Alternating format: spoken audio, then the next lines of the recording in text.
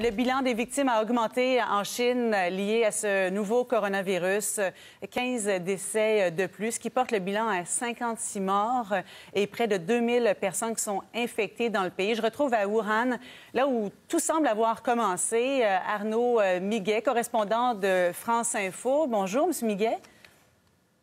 Bonjour. Parlez-nous tout d'abord de l'état d'esprit en Chine, à Wuhan plus précisément, là où vous vous trouvez présentement en ce week-end du Nouvel An lunaire. Comment ça se passe avec la menace du coronavirus?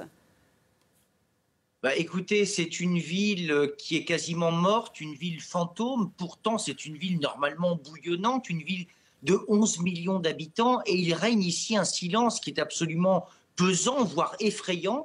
On entend à certains endroits de la ville des haut-parleurs qui lancent des appels à la population pour qu'ils se fassent soigner si jamais ils ont de la température. Mais il n'y a personne dans les rues, il n'y a pas une voiture. Wuhan est une ville qui est, depuis jeudi dernier, qui est coupée du monde, qui est sous cloche, en quarantaine, où on invite les gens à rester chez eux. Mais figurez-vous que depuis minuit, il n'y a plus aucune circulation autorisée dans Wuhan, ce qui fait que c'est une ville morte, c'est une ville fantôme en quelque sorte. Et les gens appliquent les consignes données par le gouvernement local et aussi le gouvernement national. On reste à l'isolement, on reste à la maison, on ne sort que pour aller chercher de la nourriture, de l'eau ou des médicaments. Et les gens appliquent la consigne. Les magasins sont fermés, il y a quelques épiceries qui sont ouvertes. Et cet après-midi, nous étions dans une épicerie qui venait d'ouvrir son rideau et qui nous disait qu'elle ne resterait ouverte que 2 heures parce que l'épicière s'inquiétait justement de la propagation du virus, interdisait toute personne sans masque de rester dans son épicerie, il n'y en a pas beaucoup, et n'avait qu'une hâte, c'est fermer le rideau et rentrer chez elle. Est-ce que vous sentez la population inquiète, angoissée par la situation? L'inquiétude est en train de monter, évidemment, et c'est normal au fur et à mesure que le bilan s'alourdit. Vous avez dit le nombre de victimes. Il y a des milliers de personnes aujourd'hui qui sont soignées dans les hôpitaux de Wuhan. On construit d'ailleurs 2 nouveaux hôpitaux en un temps record. C'est la magie de la Chine où on est capable de faire quelque chose très vite. Donc il y a un hôpital qui va sortir de terre en 8 jours, il sera prêt le 3 février, et un second hôpital qui devrait être fait en 15 jours à peine pour accueillir de nouveaux patients. Alors accueillir de nouveaux patients, c'est pas très rassurant. Ça veut dire que les autorités anticipent et prévoient qu'il y aura beaucoup de nouveaux cas. Et donc les gens commencent à s'inquiéter. Et puis les gens, c'est une période de fête ici en Chine, c'est une période de fête normalement de famille, et ont du mal à se regrouper puisque les regroupements de personnes sont en principe non autorisés et les autorités ont invité les gens à ne pas aller voir leurs amis, à ne pas se rassembler. Donc c'est un petit peu compliqué et certaines personnes commencent à trouver un petit peu le temps long.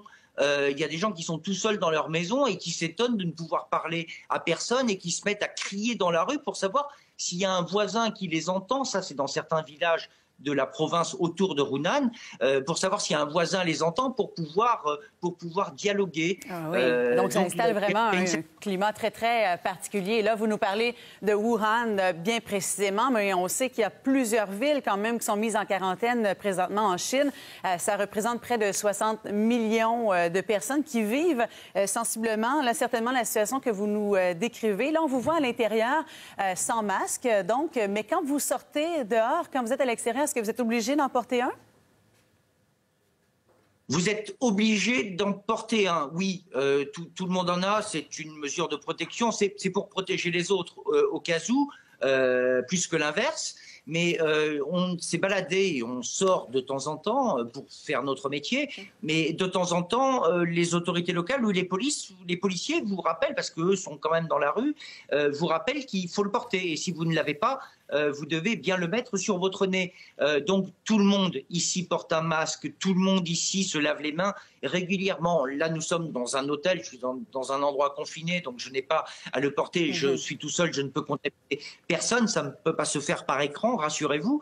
Mais plus sérieusement, à l'hôtel, par exemple, lorsque vous rentrez à l'hôtel, on prend votre température. Parfois sans vous demander votre avis. La première fois, c'est un petit peu étonnant que quelqu'un s'approche de vous et vous prenne comme ça votre température. Et c'est normal, c'est une mesure de précaution, mais tout le monde s'y applique. Ah oui, donc de façon systématique comme ça.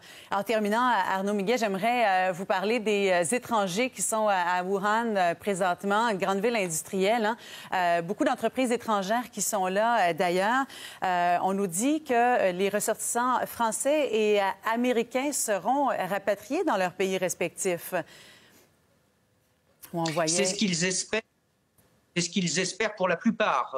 Wuhan, en effet, c'est le détroit chinois, c'est le Boulogne-Billancourt chinois, pardon.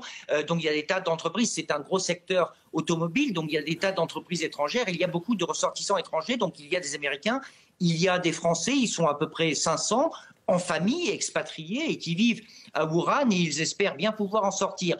Or, la ville est bloquée sur ordre des autorités, mais les autorités françaises ou les autorités américaines ou les autorités britanniques négocient en ce moment avec les autorités chinoises pour pouvoir avoir un droit de sortie, ce qui veut dire que aller dans une autre ville, ça veut probablement dire être à nouveau en quarantaine, parce que finalement, tous les gens qui viennent de Wuhan sont un petit peu considérés comme des pestiférés potentiels, des parias, en tout cas porteurs du virus.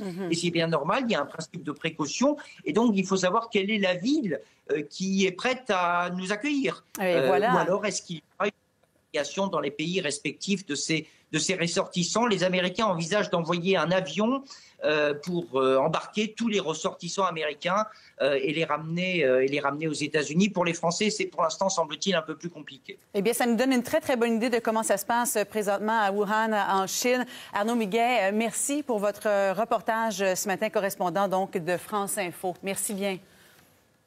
Merci beaucoup.